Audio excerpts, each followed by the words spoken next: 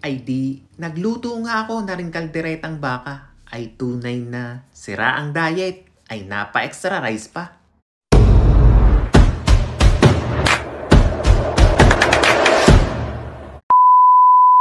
Ay ano ga mga tropa, kamusta ga kayo? Ako si Andy, breadwinner at 8 taon ng caregiver dito sa bansang Israel. Pamilya muna, bago sarili.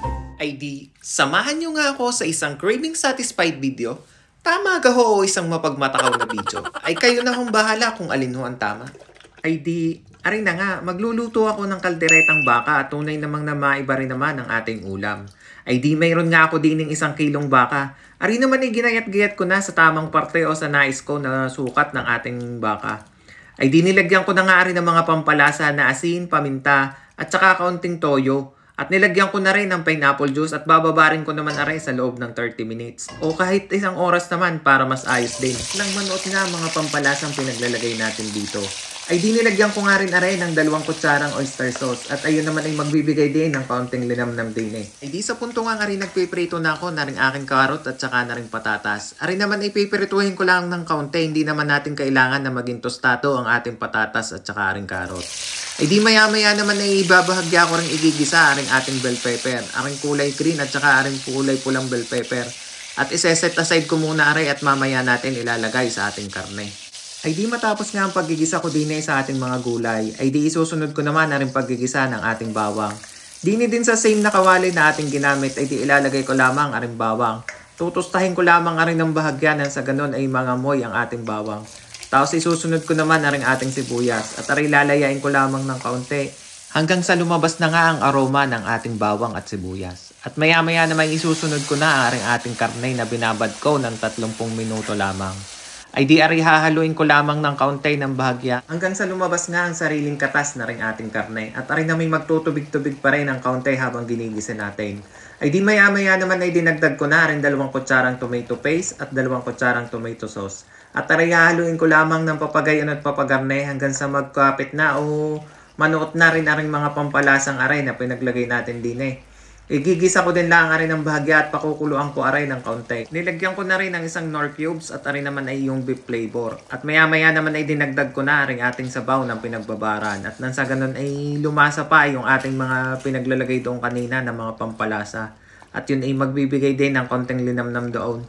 At di, maya-maya naman ay nilagyan ko na ng tubig. Aray naman tubig ay naayon lamang din ay sa ating karne o hanggang sa lumambot na ang ating karne. Sa wari ko naman ay pinakuluan ko aray ng mahigit 3 oras. Ay di, pakukuluan ko nga lang aray ng papagayon at papagarne.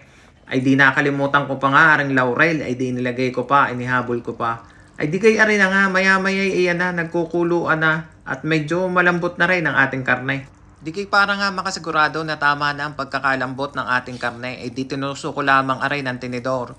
At maya-maya naman ay nung alam ko na tama na ang lambot ay nilagay ko na aring ating sili. 3 sili lamang at aring magbibigay dinay ng kaunting anghang. At isinunod ko na nga rin aring pickles, ay di haluin ko lamang nga aray ng bahagya. At aray naman ay nilagyan ko ng butter, aray naman ay optional lamang, pwedeng mayroon, pwedeng wala. At maya-maya nga nilagay ko na aring ating mga gulay na pinagpiprito kanina, aring ating patatas at saka aring karot. Ay di, aray pakukuluan ko lamang aray ng kaunti at idadagdag ko naman aring 2 kutsarang peanut butter. At aring magkakaroon din ng kaunting tamis din at kaunting linamnam doon sa ng peanut butter na iyon na ating nilagay. Haluin ko nga lang aray ng bahagya ng papagay at papagarne. At ilalagay ko naman aring ating rino at aray kailangan din natin din sa ating kaldereta at hindi rin naman kompletong kaldereta kapag wala nga rino. Di, haluin ko nga lang aray ng bahagya at palalaputin natin aray ng kaunti. Ay di, makalipas nga lamang ang ilang minuto na paghahalo natin din eh. Lalagyan ko naman aray ng Eden cheese at aray magbibigay din ng kaunting linamnam din eh. Kita nyo gayan, di kay pagkakarami din nga naman ay nilagay ko ay niyadjad ko na diyan ang kalahating Eden cheese. Ay di, para naman nga sa magtatanong ng full recipe nitong ating kalderetang baka, ay di makikita nyo nga lamang yung dinay sa may baba sa may description below. I-click nyo lamang yun doon at makikita nyo na ang mga sangkap na pinagagamit ko din eh. Ay di, are, balik na nga tayo din sa ating pagluluto.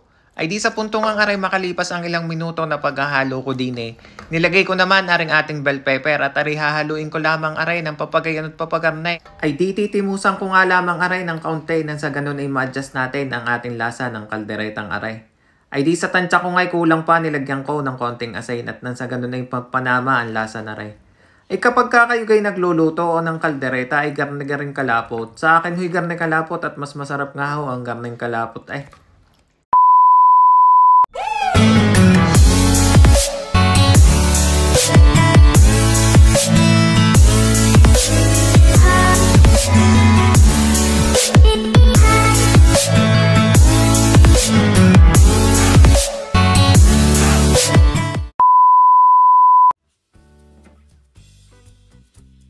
Ay siya! Ay paano mga tropa? Ay di ari akin titimusa na. Ay mayroon na nga ako dining kanin. Ay digay may panulak pa.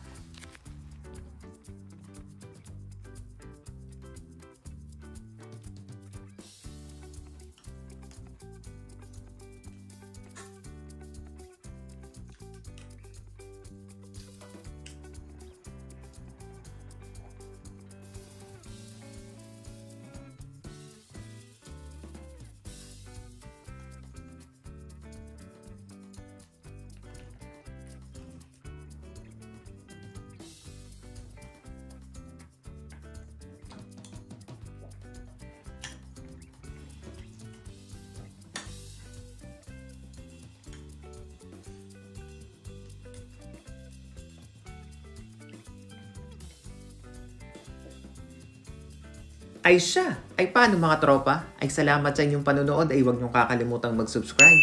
At nang tayo dumami na. Ay siya! Diyan na muna kayo.